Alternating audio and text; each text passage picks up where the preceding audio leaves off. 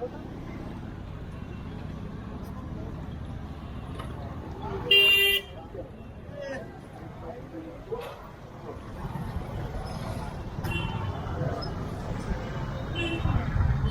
the Taj Mahal is not the only thing to see in Agra, for sure. There are other ancient shrines, most notably the Agra Fort, which is very similar to Delhi's Red Fort. In fact, the locals refer to Agra Fort as Red Fort. And it was from here, from the fort, that the Mughals ruled India until the capital was moved to Delhi in the 1650s.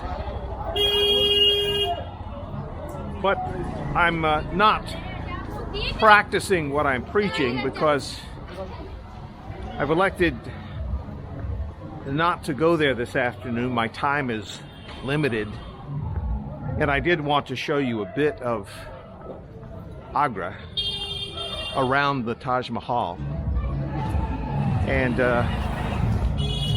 I will not seek to be judgmental, but I'll only seek to be as accurate as possible and let the pictures also speak for themselves.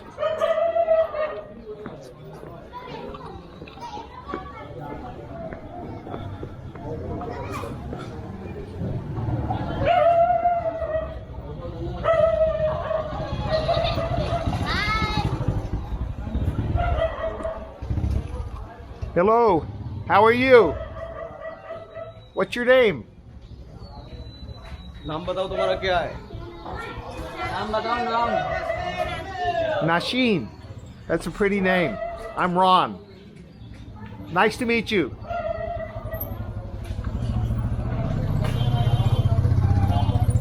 Friendly young people from an upstairs balcony. That's one of the wonderful things about not only this city, but I can tell already in this country how friendly people are, how warm and hospitable they are, and how eager they are to help you.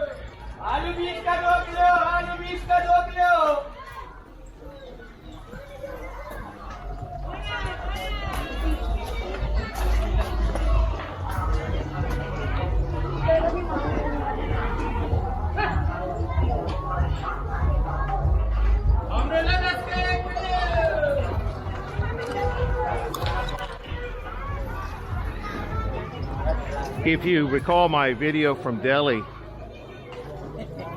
you'll recall not seeing any cows or water buffalo, in this case, in the streets of Old Delhi. There's a reason for that. Several years ago, the government embarked on a campaign there to clean out the streets of the central core of Delhi, to remove the cows. They were literally put out to pasture, taken to rural location, rounded up. Hello, how are you? I'm fine. That's great. What's your name? Maya. Nice to meet you. Hi. Hello. But as you can tell from here in Agra, there are cows all over the streets. Not only cows, but goats, water buffalo. I've seen a couple of burros, and that's of course not to mention dogs. Noticeably absent are cats. I do not see any cats, which may be a bit ominous. Maybe the cats can't take the honking horns. I don't know. Hi. Fist pump. Fist bump.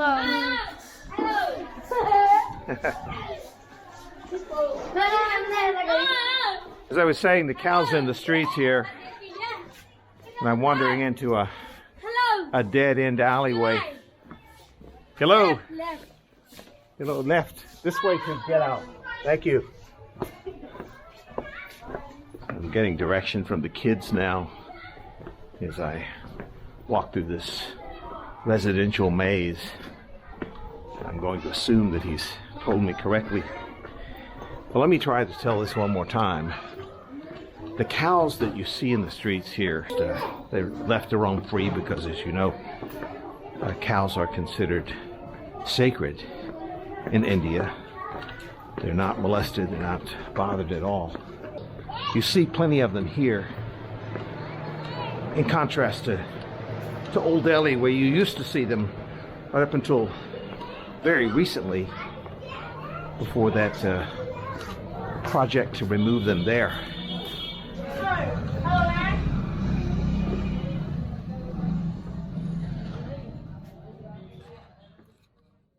Considering the fact that the vast majority of visitors who come to Agra come to see the Taj Mahal, I think it's only a fair question to ask. Why are conditions the way they are at the doorstep of the Taj Mahal? It really speaks to the fact that, well, the extremes in the country with regard to inequalities, income distribution or lack thereof, and the stark difference between rich and poor. And I realize that the Taj Mahal is a 500-year-old shrine, but the irony cannot be lost on one when they come here, that this magnificent, not to mention super expensive, luxurious World Heritage Site is smack in the middle of neighborhoods where there is obvious human need, where open sewers line many of the streets, where animal dung populates much of the streets, so you have to be careful where you're walking, and where people are basically struggling to make ends meet. At least many of them are. That's not to say that there aren't successful businesses here. Many of those are dependent on the tourism that comes here. But it's just an astounding jolt to the senses to see the very attraction of the city, in the middle of it, being this grandiloquent shrine surrounded by the kind of poverty and lack of development that you see here.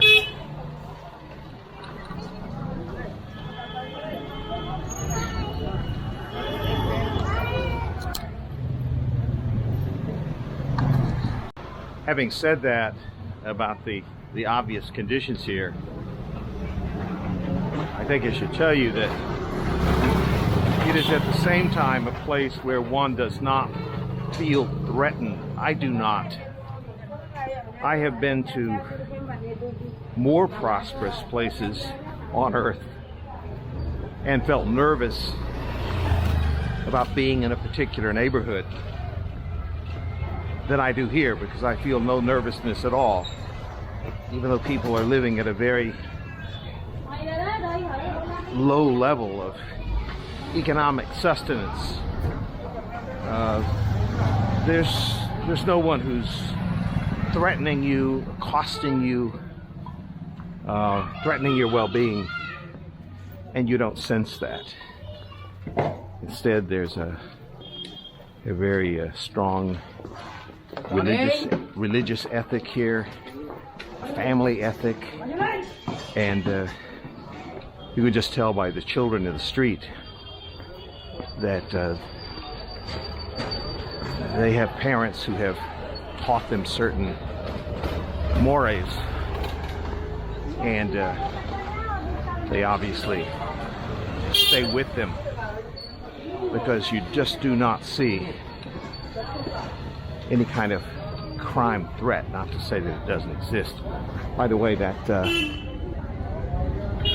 cart you see there is filled with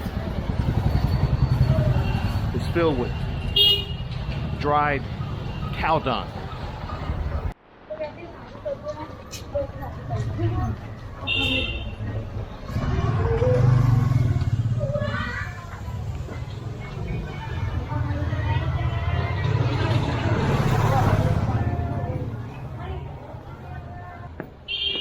So it's not as if the product of these animals just stays where it is. Hello, hello.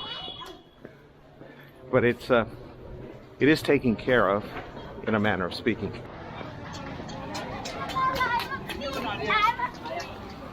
Hello.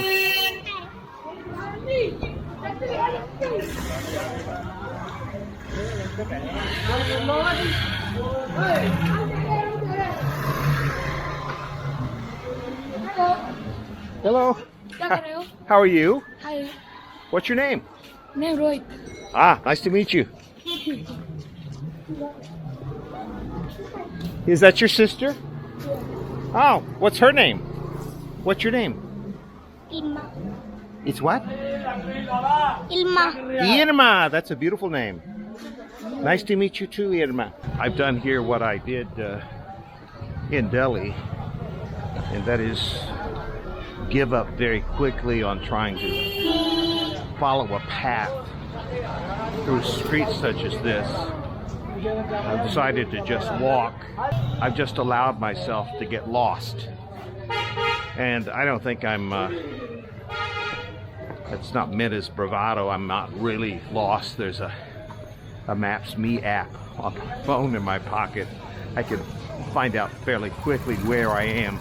But the point is just trying to follow a map or make a plan to walk around in this maze of streets would be totally time-consuming and futile. Best to just follow your eyes, ears, and take in all of the sounds, the sensory perceptions around you, the music,